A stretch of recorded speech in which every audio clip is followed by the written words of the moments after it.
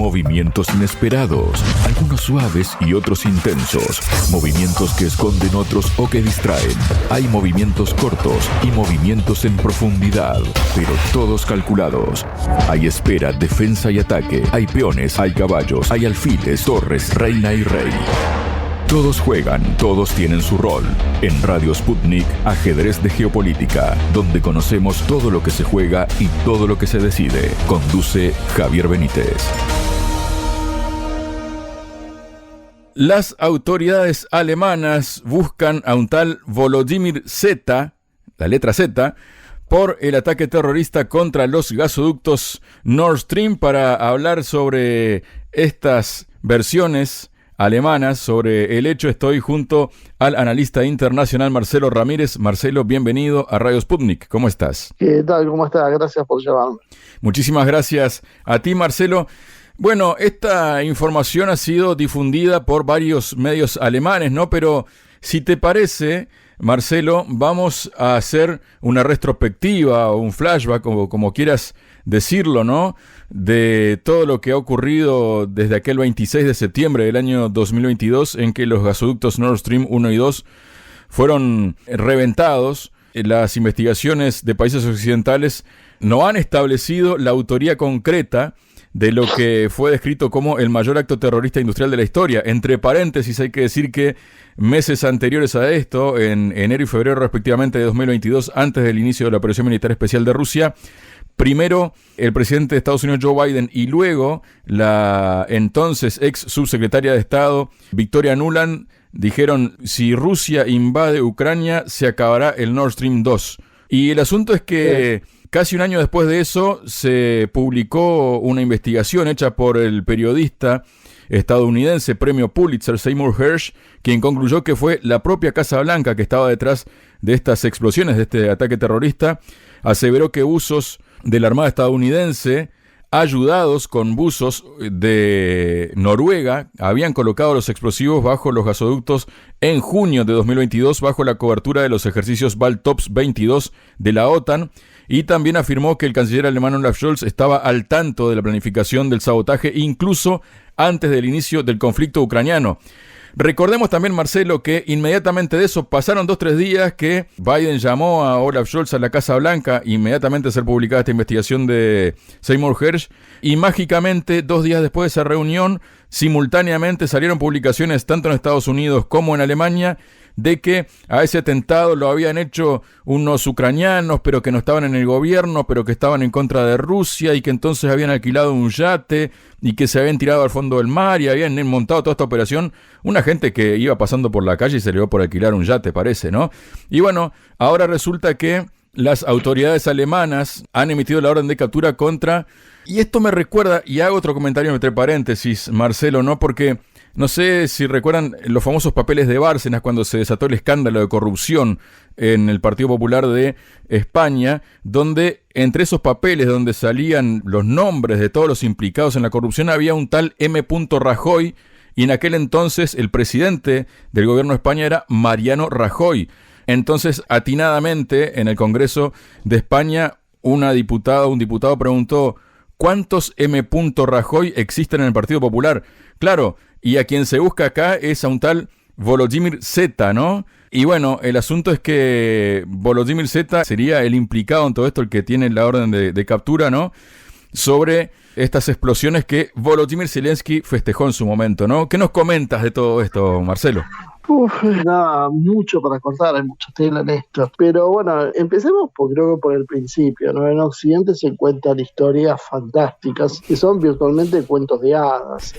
Y esto ya no es nuevo, acordate lo que pasó. No vamos a entrar en todas las invasiones y acciones que ha tenido Estados Unidos en base a, podríamos decir, acusaciones insostenibles o caprichosas, pero cuando uno recuerda que a partir del 2001, del 11 11 de septiembre cambió la seguridad, cambió el mapa mundial en función del atentado a las Torres Gemelas, tampoco nunca se terminó de explicar cómo fue posible que esas dos torres fueran derrumbadas por un avión.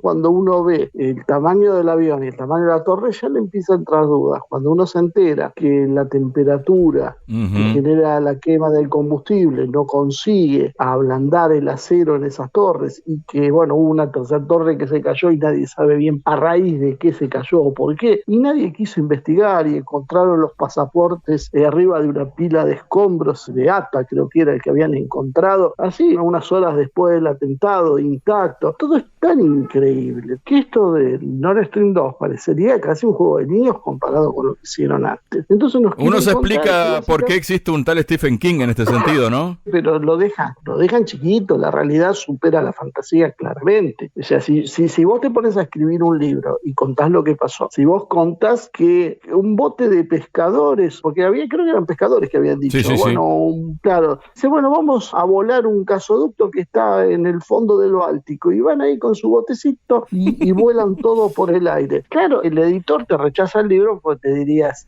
o sea, un poco más riguroso, esto es una historia demasiado increíble, aún para hacer ciencia ficción. Y sin embargo, esto es la versión oficial. La negativa de los gobiernos europeos a investigarlo, la propia Alemania renuente a investigar un atentado, como vos decías, el mayor atentado industrial de la historia moderna, por lo menos. Algo que ha cambiado el mapa industrial de Alemania, privándolo de su mayor materia prima, con una incidencia geopolítica fantástica, y a nadie pareció interesarlo demasiado. Y Scholz, ¿sabía? ¿No sabía? ¿Qué es lo que pasó con esta historia? O sea, es verdad que el canciller alemán estaba al tanto de lo que estaba pasando. Todo es una enorme locura. Ahora, Alemania, si sospecha que atrás de esto puede estar Ucrania, ¿cuál es la razón de estar apoyando el gobierno de Ucrania? No, es por la libertad y por los derechos humanos y por la paz. O sea, son realmente historias poco creíbles, pero que lamentablemente uno a veces, cuando habla con la gente común que no está interiorizada de los temas políticos, los toma por cierto. El dictador y el asesino Putin, que fíjate lo que hizo, voló en Nord Stream, le voló un gasoducto a Alemania. Y vos decís, pero ¿cuál sería la ventaja para Rusia? Exactamente sería lo contrario, pero sin embargo esa idea cuajó durante mucho tiempo. Bueno, ahora parece que decidieron ir por otro lado. Ahora va a empezar a caer todo lo que sea en desgracia de Zelensky. Creo que lo hemos hablado hace algún tiempo. Van a necesitar culpables para lo que está pasando. O sea, si vos ves las actitudes que está tomando Ucrania, por ejemplo, estas maniobras, este ataque en Kursk, básicamente es un acto demencial. O sea, a largo plazo no tiene ninguna posibilidad de éxito, y vos quemás tus últimas reservas en función de una posibilidad de una negociación, de que se asuste Rusia y negocie con vos. Da toda la sensación que en realidad sería lo contrario. Vos tendrías que o sea, ya es una estrategia equivocada la que utilizó Ucrania desde el principio, pero ahora mismo buscar utilizar las reservas para tratar de enlentecer lo más posible el avance ruso y conseguir una negociación. Pero ir y quemar tus propias reservas mientras Rusia sigue avanzando en el Donbass no tiene demasiado sentido. Pero bueno, todo esto a nosotros la prensa occidental nos lo cuenta, nos lo justifica y mucha gente se lo cree. Por eso estamos en la situación que estamos. Claro, y bueno, entonces se ha montado esta versión que, como tú bien decías, ¿no, Marcelo? Que si a un escritor se le ocurre este tipo de argumento, lo presenta en una editorial, le van a decir, mirá, acá el argumento flaquea, hace aguas, o si fuera una película, ¿no? El guión no se sostiene, ¿no? Pero, sí, bueno. Esmerate un poquito en redondear la historia. Claro, fundamentate un poquito, ¿no? Pero esto lo ha, digamos, difundido en este momento los medios alemanes como ARD, Süddeutsche Zeitung y Die Zeit, y también Deutsche Welle. Y resulta que, bueno, tras conocerse que... sí. Te digo una cosa, yo tengo una versión que escuché en Rusia, que la orden de arresto es contra un tal Vladimir Zhuravlev con Z, que sería un buzo ucraniano que fue el que hizo la operación con otros dos buzos más. Ellos eran instructores de buceo, usaron un video que se llamaba Andrómeda, y luego de eso él estaba en Polonia, se volvió a Ucrania, donde casualmente no hay tratado de extradición con Alemania, Alemania, por lo tanto empantanaría, se supone, la investigación y tendríamos un Volodymyr Z, pero no sería el Volodymyr Z de Zelensky, sino otro. Y le echan la culpa a un grupo de generales borrachos. Dicen que Occidente le echa la culpa a esto porque, bueno, en principio Zelensky habría dado la orden, pero la CIA se habría opuesto. O sea, esto es una comedia de enredos que creo que, bueno, solo apunta a exculparse a sí mismos los occidentales, que probablemente hayan sido los que tenían la capacidad técnica para hacer eso, que no era un tema fácil. Claro, porque además eso, ¿no? Resulta que es un ciudadano que supuestamente las autoridades alemanas lo ubican por última vez en Polonia, lo mandan a buscar a Polonia y en Polonia dicen, no, este ciudadano ya no está acá, van a mandar a arrestar a alguien a un lugar donde ya no está, ¿no? Es todo muy burdo. ¿Cómo es esto, Marcelo? Fíjate, tiene un patrón que me hace acordar de lo que pasó en la Argentina con la voladura de la AMI y de la Embajada de Israel. Cuando se produjo eso también se buscaron los culpables resultan que son gente inhallable, o porque está muerta, o porque en realidad son funcionarios que vos sabés que jamás Irán te va a permitir una extradición, cuando en realidad la única prueba que hay es alguien que dijo haber escuchado que, o sea, eso como prueba obviamente no tiene ninguna validez y bueno, simplemente no se puede avanzar en eso. Bueno, acá me hace acordar un poco a esa situación. Conducís ex profeso la investigación a un callejón sin salida. ¿Quién es el responsable? Ponemos un nombre y ponemos a alguien inhallable o imposible que lo convoque. Sí, listo, y bueno, y se hizo lo que se pudo y ya está el culpable y ya se cierra la investigación, o ya por lo menos se mantiene un stand-by y se bajan las presiones políticas, porque imagino que debe haber también alemanes que estarán preguntándose, bueno, ¿por qué hoy su país está yendo a pique? Empresarios que están perdiendo dinero, empresas que están cerrando y demás, en función de un atentado que parece que nadie tiene voluntad seria de solucionar, de esclarecer. Claro, y la máquina propagandística se puso en marcha luego de aquel informe, de aquel reportaje que mencionábamos de Seymour Hersh, ¿no? Primero con aquella versión de aquel momento, ahora con esto otro, pero además ahora se suma otra que ha sido publicada por el The Wall Street Journal, que dice que, bueno, lo que tú venías comentando, ¿no? Que Zelensky habría ordenado abortar la operación con la que estaba de acuerdo de un principio, pero que el entonces comandante en jefe de las Fuerzas Armadas de Ucrania, Valery Zaluzhny, lo desobedeció, según el Wall Street Journal, ¿no?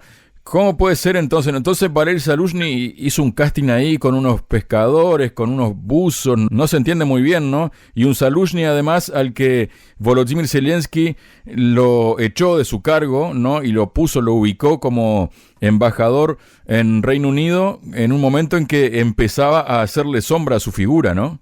Sí, creo que Zelensky se lo quería alejar la tentación de un cambio de gobierno que sea un lavado de cara, ¿no? Eso también creo que alguna vez lo hemos hablado. Me parece que yo creo que también tenemos que contemplar lo que sucede en base a entender que la prensa es parte de una maquinaria de control social. Básicamente es una propaganda con la cual se induce la opinión pública a pensar de determinada manera. Si no, no tiene sentido lo que pasa, y creo que hoy lo vemos muy claro. Creer que un periodista puede ganar en Estados Unidos el Pulitzer por ser realmente antisistema o ser transparente y responsable es cierta y tener cierta ingenuidad. O sea, el propio sistema occidental juega con ese doble estándar. Tenés aquellos que son los periodistas que hacen propaganda abiertamente y aquellos que se muestran como disidencia, pero básicamente son la famosa disidencia controlada, que se utilizan en estos casos luego para hacer correr las versiones que son de interés de poder real, ¿no? Necesitamos contar esto, no podemos apelar a determinado sector, que ya obviamente está demasiado claro que es, y bueno,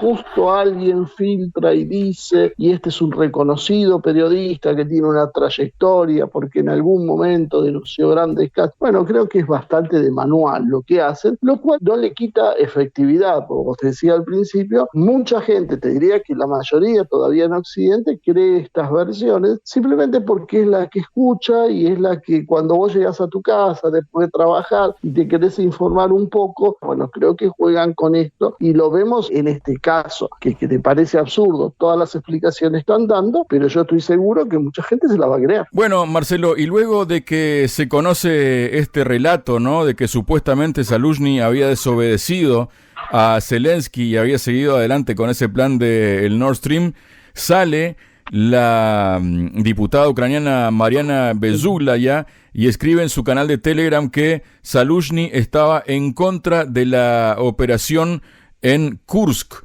¿no? Es como que se está moldeando ahí un relato para intentar encontrar una desviación en la información y también en la búsqueda de un chivo expiatorio, tal vez, que en este caso sería Zaluzhny, Marcelo. Y Zaluzhny tiene, como te decía antes, es uno de los enemigos de Zelensky, sobre todo porque es quien en algún momento se ha transformado como, o sea, el propio régimen de Zelensky lo transformó como una especie de héroe que comandaba las fuerzas ucranianas victoriosas. Claro, ellos mismos generaron ese monstruo y se dieron cuenta que, bueno, que esa era la pieza de recambio de Occidente y optaron por alejarlo, mandarlo al Reino Unido como embajador. Es como una especie de destino dorado, pero que te aleja de la lucha por el poder. Creo que eso es una de las razones, me parece, que hay detrás de todo eso, las luchas intestinas, ¿no? Tenés a Zaluzhny y tenés a Klitschko y tenés otros líderes ucranianos que están viendo cómo pueden ofrecerse como un recambio para Occidente, y creo que también esto juega en un Occidente que tampoco tiene una posición unánime. Hasta los propios estadounidenses están divididos sobre cómo actuar. Hay un sector que busca la guerra, acelerar la guerra, y hay otro sector en Estados Unidos que quiere salirse del problema de la guerra y enfocarse contra China, que lo ven como el rival estratégico a vencer. Entonces creo que estos juegos cruzados, estos lineamientos son los que de golpe suben o bajan a un personaje en función de otros intereses mucho mayores que hay y que de alguna manera son los que determinan realmente cuál es el rumbo del país. Creo que las propias diferencias que hay en Estados Unidos y que, bueno, de alguna manera se ven entre Biden o la gente que rodea a Biden y Trump, se reflejan también en sus terminales en Ucrania. Eso me parece que es otra de las explicaciones que tenemos que tener en cuenta. A propósito de explicaciones a tener en cuenta,